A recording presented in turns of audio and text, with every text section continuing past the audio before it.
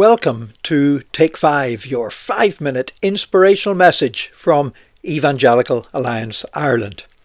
Well, we are officially in the run-in to Christmas. We're in the Advent season. And all this week, I'm going to be sharing about this wonderful event of the incarnation of Jesus Christ. And I want to start off today by talking about the grand miracle of the incarnation. That's a phrase from C.S. Lewis.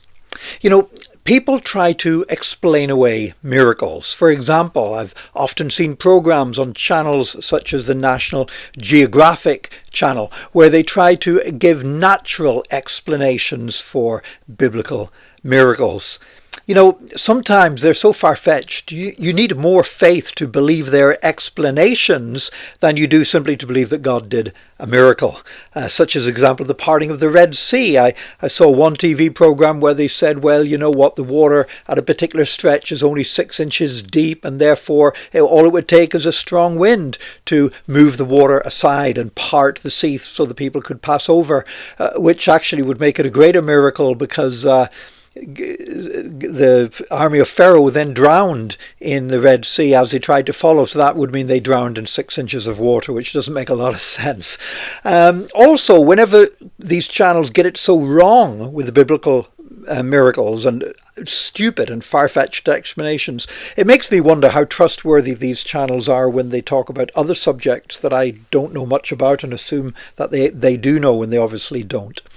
But let's think about miracles, because in his book, Miracles, C.S. Lewis argues that there's one miracle that all previous miracles were leading up to, and one miracle that makes belief in all other biblical miracles easy.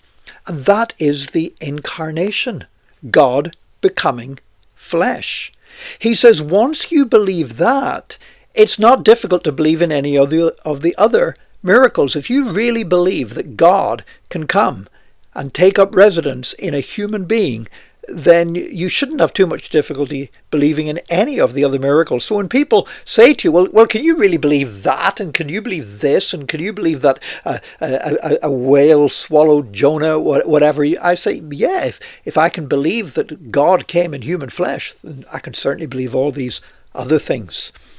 C.S. Lewis says this in that same book, Miracles. He says, one has the picture of a strong man stooping lower and lower to get himself underneath some great complicated burden.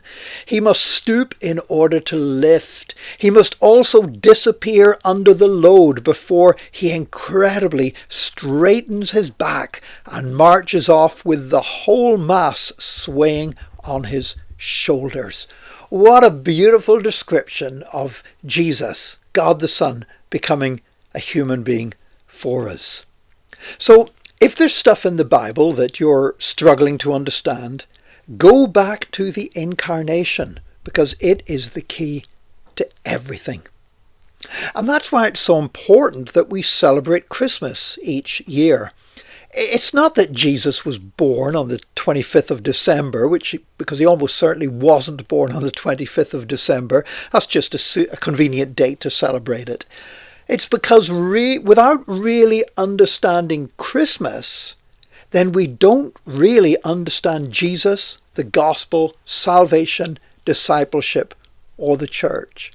And so I thank God for this season of Christmas, when every year we take time to celebrate and examine and think about the greatest miracle of all, the miracle of the incarnation, the miracle that makes sense of everything else, including all the other miracles. Join us again tomorrow for another Take 5, your 5-minute inspirational message from Evangelical Alliance Ireland.